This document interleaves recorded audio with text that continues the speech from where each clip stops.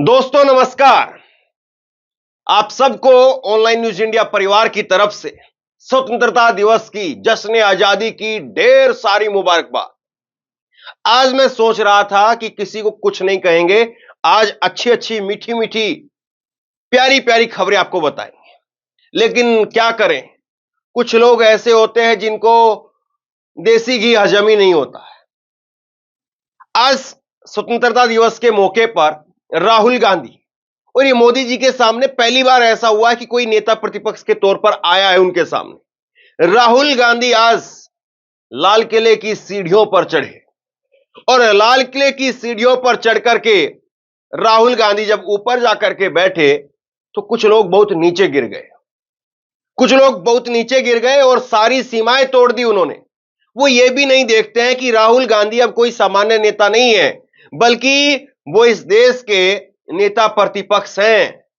वो एक तरीके से शैडो प्रधानमंत्री हैं और आप नीचे गिरने में कोई कोर कसर नहीं छोड़ते हैं। जितना राहुल गांधी ऊपर जाते, कुछ लोग उतना ही नीचे गिरते चले जाते हैं। हुआ क्या? हुआ ये कि राहुल गांधी आज आज लाल किले की सीढ़ियों को चढ़ते हुए, रेड कारपेट पर, लाल कालीन पर चढ़ते हुए ऊपर जाकर के बैठे और इसको लेकर के रजत शर्मा के चैनल इंडिया टीवी के अंदर एक एंकर है सौरभ, और उनको पता नहीं क्या महसूस होने लगा, पता नहीं क्यों बौखला गए। वो कहने लगे कि भाई आज राहुल गांधी ऊपर आ गए हैं तो कम से कम जो है उनको इतना तो महसूस हो रहा होगा कि मैं इधर ऊपर आ गया, वरना नीचे बैठते थे। अरे राहुल गांधी तो ऊपर भी बैठेंगे, नीचे भी बैठेंगे, आप कहां बैठोगे? ये सत्ता आनी जानी है। ये सत्ता कभी किसी की नहीं है कि एक ही तरफ बैठी रहेगी। ये सत्ता कभी इधर बैठती, कभी उधर बैठती है। सुनते जरा एक बार संदेश। वैसे राहुल गांधी की हम लोग तस्वीर देख रहे थे, अभी तक वो एमपी होते थे तो सामने बैठते थे, मतलब नीचे कुर्सियों पर। अब एलओपी हो गए तो अब लाल किले पर जगह मिली है। अब आज उनको लग रहा होगा चलो यहां तक तो मैं आया। और सबसे बड़ी बात आपको मैं बता दूं कि राहुल गांधी वो अपनी मर्जी से पीछे जाकर के बैठे थे। सोचिए, पहली लाइन में बैठते तो इन गोदी एंकरों को कितनी मिर्ची लगती। कि टीवी 9 भारतवर्ष की खबर आपको बता रहा हूं। नेता प्रतिपक्ष होते हुए भी राहुल गांधी पीछे की लाइनों में क्यों बैठे, इस पर उठ रहे सवाल। अब रक्षा मंत्रालय ने जवाब दिया है कि नेता प्रतिपक्ष के तौर पर राहुल गांधी के लिए आगे की सीट रिजर्व थी, लेकिन उन्होंने अपनी मर्जी से पीछे बैठने का फैसला किया। तो राहुल गांधी अपनी मर्जी से पीछे बैठे हैं और फिर भी कुछ लोगों को हजम नहीं हो रहा है। अरे वो चाहे तो आगे की कुर्सी पर बैठते, और आगे की कुर्सी पर बैठते तो अमित शाह जी, बताइए, 1.5 घंटे तक, 130 मिनट तक मोदी जी ने भाषण दिया है। 2 घंटे से भी 10 मिनट ऊपर कैसे सहज रूप से रहते। और सोचिए जरा उस तस्वीर को, जब अमित शाह जी और राहुल गांधी बैठ करके अगर बीच में गुफ्तगू करते तो मोदी जी भाषण पर कंसंट्रेट कर पाते क्या? लेकिन सोचिए, तंज की बात अपनी जगह पर है, लेकिन राहुल गांधी जिनको पहली कुर्सी मिली थी, पहली कुर्सी पर नहीं बैठे, पहली पंक्ति के अंदर नहीं बैठे, वो पीछे की तरफ जाकर के बैठे अपनी मर्जी से। और सरकार ने खुद ये अब जिक्र किया है, वो ओलंपिक विजेताओं के बीच में जाकर के बैठे, पीछे जाकर के। लेकिन तब भी कुछ लोगों को हजम नहीं हो रहा है। तो इन्होंने बेशर्मी की सारी हदें पार कर दी और इनको लेकर के कांग्रेस के प्रवक्ता सुरेंद्र राजपूत ने लिखा। सुरेंद्र राजपूत का ये ट्वीट जो है वो आपके सामने है। सुरेंद्र राजपूत ने कहा कि इंडिया टीवी और उसके एंकर की भाषा सत्ता की चाटुकारिता, चरण वंदना और बेहुदगी से भरी हुई है। रजत शर्मा जी, ये एंकर तो कल कहीं और नौकरी कर लेगा, पर संस्थान को तो जवाब देना पड़ेगा। ये कहकर के इस एंकर के बारे में इस वीडियो को शेयर किया जा रहा है। और न जाने क्यों जो है वो राहुल गांधी से, विपक्ष के नेता से इतनी इन लोगों को मिर्ची लगती है।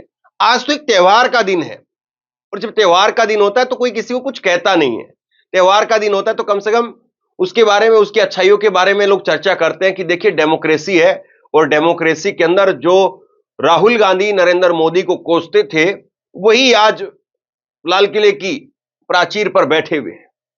ये बात जो है वो डेमोक्रेसी में एक अच्छे संकेत के तौर पर देखी जानी चाहिए थी। लेकिन इन लोगों को खैर ये चीजें समझ में नहीं आई। ये लोग कभी जो है वो उन पर सवाल नहीं खड़े करते हैं। एक तस्वीर बड़ी वायरल हो रही है आज। राहुल गांधी यहां पर वो पहली पंक्ति में नहीं बैठे हुए थे। लाल किले की ऊपर जो है उनको जगह मिली, लेकिन पहली पंक्ति में नहीं थे। पहली पंक्ति में डीवाई चंद्रचूड़ बैठे हुए थे, राजनाथ सिंह बैठे हुए थे, उनकी पत्नी बैठी हुई थी डीवाई चंद्रचूड़ साहब की। लेकिन उसके दूसरी तीसरी पंक्ति में पीछे राहुल गांधी ओलंपिक पदक विजेताओं के बीच में बैठे हुए थे। और ये जनता है साहब, ये नीचे से ऊपर बैठा देती है, ऊपर से आगे बैठा देती है, आगे से पीछे बैठा देती है, पीछे से लाल किले के अंदर, लाल किले की प्राचीर से भाषण देने के लिए उतनी आगे भी बैठा देती है। तो पता नहीं लोग जो है वो इतने उतावले क्यों हो जाते हैं, कुछ लोगों को इतनी मिर्ची क्यों लग जाती है। और सबसे बड़ी बात यह है कि राहुल गांधी, ऐसा लगता है कि जितना उनको ट्रोल किया जाता है वो उतना ही मजा लेते हैं। एक तस्वीर और आई है निकल करके सामने, आज ये तस्वीर देखिए आप। राहुल गांधी जो है वो मल्लिकार्जुन खड़गे से हाथ मिला रहे हैं। पहले इन्होंने लाल किले के प्रोग्राम में हिस्सा लिया और उसके बाद में एआईसीसी कांग्रेस मुख्यालय में पहुंच गए, जहां पर झंडा फहराया जाना था, और वहां पर झंडा फहराया मल्लिकार्जुन खड़गे ने, कांग्रेस के अध्यक्ष ने। और इस तस्वीर के अंदर आपको तीन चीज नजर आ रही है। आपको नजर आ रहे हैं राहुल गांधी, आपको नजर आ रहे हैं यहां पर सोनिया गांधी और मल्लिकार्जुन खड़गे, यानी कांग्रेस का अतीत, कांग्रेस के पहले की जो है वो पूर्व अध्यक्ष सोनिया गांधी वो नजर आ रही हैं, वर्तमान में अध्यक्ष मल्लिकार्जुन खड़गे वो नजर आ रहे हैं, और कांग्रेस का एक तरीके से भविष्य है राहुल गांधी, वो भी आपको नजर आ रहे हैं। लेकिन आज नरेंद्र मोदी की बातें होनी चाहिए। आज नरेंद्र मोदी ने जो कुछ कहा, लाल किले पर संबोधन में जो कुछ कहा, उस पर आज चर्चा है। सबसे ज्यादा चर्चा है उनके सेकुलर यूनिफॉर्म बिल की, जो यूनिफॉर्म बिल लेकर के आ रहे हैं उसकी चर्चा आज बहुत ज्यादा है। और इसीलिए नरेंद्र मोदी ने यह कहा कि हम एक सेकुलर सिविल कोड लेकर के आ रहे हैं। गजब बात यह है कि आज देश के अंदर जो भी कानून है, क्या वो कम्युनल है? क्या नरेंद्र मोदी कहना चाह रहे हैं, हालांकि उन्होंने अपनी बात में कह ही दिया कि 70-75 साल से कम्युनल कोड चल रहा है। अब समझ से परे यह बात है कि कम्युनल कोड चल रहा है, तो ये अभी तक अटल बिहारी वाजपेयी और 10 साल की आपकी सत्ता आ रही, सब कुछ कम्युनल कोड के तहत ही चली। जब ऐसी कम्युनल चीज है जो कानूनों में भी है, तो आप उसको तो पहले दिन आकर के बदल देना चाहिए था। उन्होंने कहा कि सेकुलर सिविल कोड आज के समय की मांग है, और इसको लेकर के फिर नरेंद्र मोदी पर कितने सवाल उठने लगे वो मैं आपको बताता हूं, लेकिन पहले जरा एक छोटा सा हिस्सा सुनते हैं।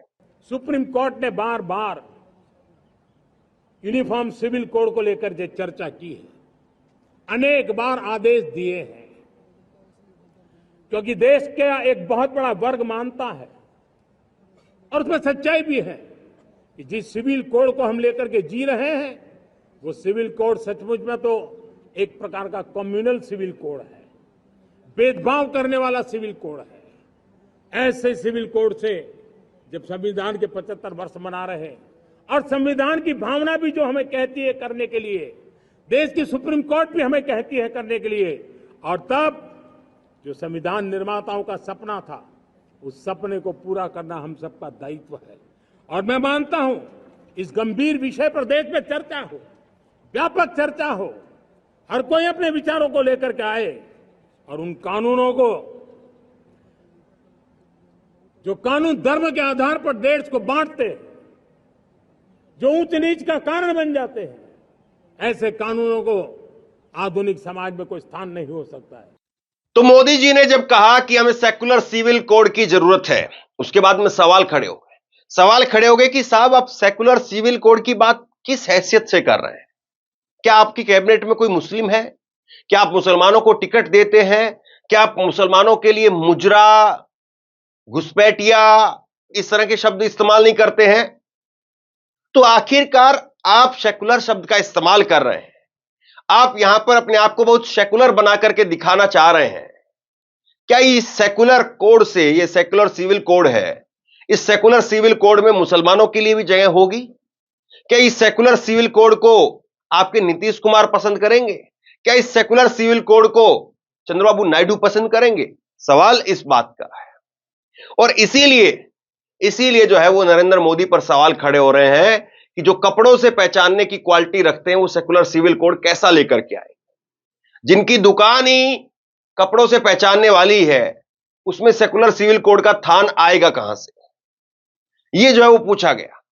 दूसरी एक बड़ी बात नरेंद्र मोदी की तरफ से कही गई, उन्होंने कहा कि महिलाओं के ऊपर बहुत अत्याचार हो रहे हैं, हमारी माताओं बहन बेटियों पर अत्याचार के गुनहगारों को जल्द से जल्द कड़ी सजा मिलनी चाहिए ताकि ऐसा पाप करने वालों में डर पैदा हो।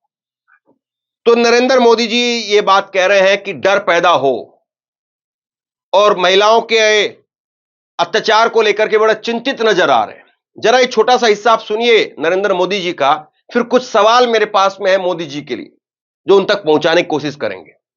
और मैं आज लाल किले से फिर बार एक अपनी पीड़ा व्यक्त करना चाहता हूं।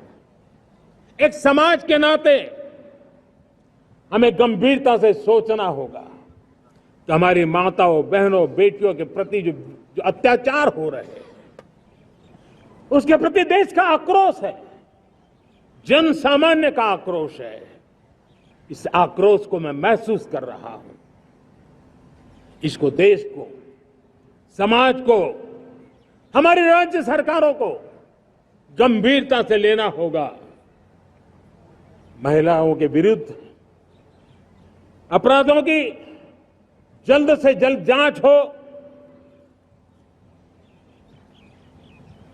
राक्षसी कृत्य करने वालों को जल्द से जल्द कड़ी सजा हो, वो समाज में विश्वास पैदा करने के लिए जरूरी है। मैं ये भी बताना चाहूंगा कि जब बलात्कार की या महिलाओं पर अत्याचार की घटनाएं घटती हैं तो उसकी बहुत चर्चा होती है, बहुत प्रचार होता है, मीडिया में छाया रहता है। लेकिन जब ऐसे राक्षसी मनोवृत्ति व्यक्ति को सजा होती है तो वो खबरों में कहीं नजर नहीं आती, एक कोने में कहीं पड़ा रहता है। अब समय की मांग है कि जिनको सजा होती है उसकी व्यापक चर्चा हो ताकि ऐसा पाप करने वालों को भी डर पैदा हो कि ये पाप करने की हालत ये होती है कि फांसी पर लटकना पड़ता है। मोदी जी बात कर रहे हैं महिलाओं की, महिलाओं के सुरक्षा की, लेकिन बड़ी अचरज की बात है, आजादी मुबारक हुई दो ऐसे लोगों को जो कि बलात्कार के रेप के दोषी हैं, राम रहीम और आसाराम।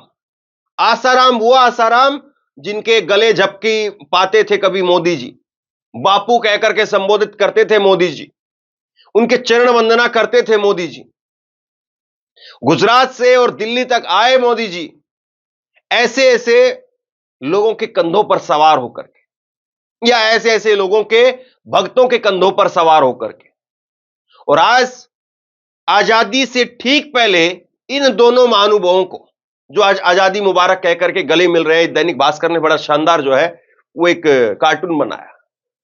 तो ऐसे लोगों को आप जब आजादी दिलवाएंगे तो साहब आप पर तो सवाल खड़े होते हैं, आपसे तो पूछा जाएगा कि आप ये कैसी जो है वो महिलाओं की हिमायत की बात कर रहे हैं, जो बलात्कार के रेप के दोषी हैं, जो नाबालिग महिला से बच्ची से रेप के दोषी हैं, अपराधी नहीं, आरोपी नहीं, अपराधी है वो, दोषी है वो, जिनको अदालत ने सिद्ध करके दोषी ठहराया है, उन लोगों को आप जमानत दे रहे हैं।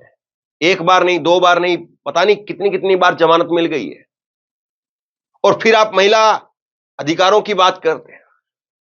तो ये सवाल तो महत्वपूर्ण है, ये सवाल तो पूछा जाएगा कि मोदी जी की कथनी और करनी में इतना अंतर क्यों है। इसके बाद में मोदी जी ने एक और बड़ी बात कही, उन्होंने कहा कि हमारा प्रयास है कि 1 लाख युवाओं को जनप्रतिनिधि बनाना, 1 लाख युवाओं को जनप्रतिनिधि बनाना।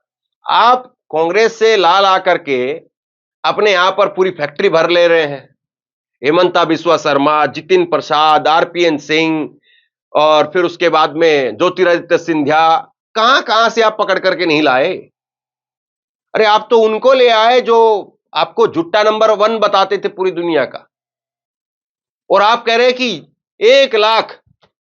1 लाख युवाओं को जनप्रतिनिधि बनाना है। और पहले आप अपनी कुर्सी तो बात करिए साहब, आपकी कैबिनेट के अंदर चाहे नरेंद्र मोदी खुद हो, 75 साल के हैं, अब सितंबर में हो जाएंगे अगले महीने, और 25 साल से कुर्सी पर ही है, गुजरात की कुर्सी पर 13.5 साल, फिर उसके बाद अब 11 साल से अब दिल्ली की कुर्सी पर। तो सबसे बड़ा सवाल, आप अपनी कुर्सी कब छोड़ेंगे युवाओं के लिए? किसी युवा को मौका दीजिए, प्रधानमंत्री बनने दीजिए एक बार, पता चलेगा कि यहां कितने युवाओं को आप जनप्रतिनिधि बनाना चाहते हैं। उसके साथ साथ आप जरा अपने कैबिनेट को भी थोड़ा सा ढीला कीजिए। वही राजनाथ सिंह, वही अश्विनी वैष्णव, लगातार ट्रेन हादसे हो रहे हैं, लेकिन उन साहब को कोई छेड़ नहीं पा रहा है, हिला नहीं पा रहा है। अमित शाह को कोई हिला नहीं पाया गृह मंत्रालय से, जबकि बहुत खबरें आई थी कि अमित शाह को गृह मंत्री देखना नहीं चाहते चंद्रबाबू नायडू, उसके बावजूद अमित शाह को वहीं पर बैठाया गया। लेकिन मोदी जी बात कर रहे हैं कि हम ऐसे युवाओं को लाना चाहते हैं जिनका कोई राजनीतिक बैकग्राउंड ना हो। कहां कर लगाएंगे उनको? क्या दरी बिछाने में, झंडा उठाने में और केवल नारेबाजी करने के लिए? कि हम जल्द से जल्द देश में राजनीतिक जीवन में जनप्रतिनिधि के रूप में 1 लाख ऐसे नौजवानों को आगे लाना चाहते हैं। शुरुआत में 1 लाख नौजवानों को आगे लाना चाहते हैं जिनके परिवार में किसी का भी कोई राजनीतिक बैकग्राउंड ना हो, जिसके माता पिता भाई बहन चाचा मामा मामी कभी भी राजनीति में नहीं रहे, किसी भी पीढ़ी में नहीं रहे, ऐसे होनहार नौजवानों को फ्रेश ब्लड 1 लाख, चाहे वो पंचायत में आए, चाहे नगर पालिका में आए, चाहे जिला परिषदों में आए, चाहे विधानसभा में आए, लोकसभा में आए। एक बड़ी चीज और है नरेंद्र मोदी के साथ में, वो छोटी मोटी बात ही नहीं करते हैं। वो ऐसी बात ही नहीं करते कि लोग काउंटर कर सके, लोग सवाल पूछ सके कि भाई क्या होगा हमारा। वो ऐसी बात ही नहीं करते। वो सीधा आदमी को उठा करके ले जाते 2047 के अंदर। 2047 में जो है लोगों को ले गए उठा करके, और मोदी जी ने कहा कि विकसित भारत 2047 हर देशवासी का सपना है। पहले 5 साल होगा, फिर उसके ऊपर 5 साल होगा। चौथा फ्लोर अपने आप नहीं डल जाता है, पहले ground floor, first second third, फिर 4th फ्लोर आता है। चौथी मंजिल ला करके हवा में नहीं रखी जा सकती है। 2047 में विकसित भारत तभी बनेगा जब आप आज युवाओं को रोजगार देंगे, आज महंगाई पर लगाम लगाएंगे, आज किसान का कर्जा जो लगातार बढ़ रहा है, वो आत्महत्या कर रहा है, वो माफ होगा। तब जाकर के जो आम जीवन पटरी पर आएगा, तब जाकर के गाड़ी दौड़ने लगेगी। लेकिन आप कर क्या रहे हैं? आप ये कर रहे हैं नोटबंदी, जीएसटी, फिर उसके बाद कोरोना के अंदर मार, किसानों के ऊपर नए नए कानून। अब जीएसटी, अब बजट आया तो बजट में टैक्स में कोई छूट नहीं आम आदमी को। तो ये सारी चीजें तो विकसित भारत की तरफ लेकर के जाएंगी, या आदमी अपने पेट की चिंता में ही खो जाएगा? सवाल इस बात का है। विकसित भारत 2047 इस तरफ भाषण के शब्द नहीं है, इसके पीछे कठोर परिश्रम चल रहा है। देश के कोटि कोटि जनों के सुझाव लिए जा रहे हैं, और हमने देशवासियों से सुझाव मांगे। और मुझे प्रसन्नता है कि मेरे देश के करोड़ों नागरिकों ने विकसित भारत 2047 के लिए अनगिनत सुझाव दिए हैं। सबसे बड़ा सवाल यह है कि क्या नरेंद्र मोदी अब राहुल गांधी का सामना कर पाएंगे? क्योंकि राहुल गांधी की जो पीछे बैठने की तस्वीरें आई, उसमें कहीं ना कहीं राहुल गांधी पीछे बैठ करके बहुत आगे चले गए। अब तो सरकार ने खुद जवाब दे दिया है। रक्षा मंत्रालय ने कहा है कि राहुल गांधी अपनी मर्जी से पीछे जाकर के बैठे, और लोगों को यह स्वभाव बहुत पसंद आता है। लोगों को यह चीज बहुत अच्छी लगती है कि देखिए, आपने 10 साल तक, ये चाहते तो नरेंद्र मोदी 10 साल तक वो नेता प्रतिपक्ष का पद खाली नहीं रहता। जो भी मैक्सिमम सीटों वाली पार्टी थी उसको दिया जा सकता था। संविधान में कहीं ऐसा नहीं लिखा है कि आप नहीं देंगे। संविधान में यह लिखा है कि आप जो मैक्सिमम सीटें जिसकी है उसको दे सकते हैं, या 10% सीटें हों, चलिए 10% सीट नहीं थी, तब भी 44 और 52 सीटें तो थी ना। अब बड़ा दिल दिखाते तो आप दे सकते थे नेता प्रतिपक्ष का पद, लेकिन आपने नहीं दिया। और आपने नहीं दिया, लेकिन राहुल गांधी देखिए पीछे बैठ करके आपको कितना पीछे करके चले गए। और अब ये खबर जब लोगों तक पहुंचेगी तो सोचिए क्या रिएक्शन आएगा लोगों का। बहरहाल इस वीडियो को आप लोग शेयर कीजिए, लोगों तक पहुंचाइए और आप बताइए कि राहुल गांधी के पीछे बैठने से क्या वाकई राहुल गांधी आगे निकल गए, या राहुल गांधी पर तंज कस करके ये मीडिया चैनल अपने आप में बहुत वाहवाही लूट रहे हैं, या लोग अब इस खेल को समझ चुके हैं। आप क्या सोचते हैं नीचे कमेंट बॉक्स में लिख करके जरूर बताइए। इस वीडियो को शेयर कीजिए, लोगों तक पहुंचाइए और इसी तरह की तमाम खबरों के लिए ऑनलाइन न्यूज इंडिया को सब्सक्राइब कीजिए। आपका बहुत बहुत धन्यवाद।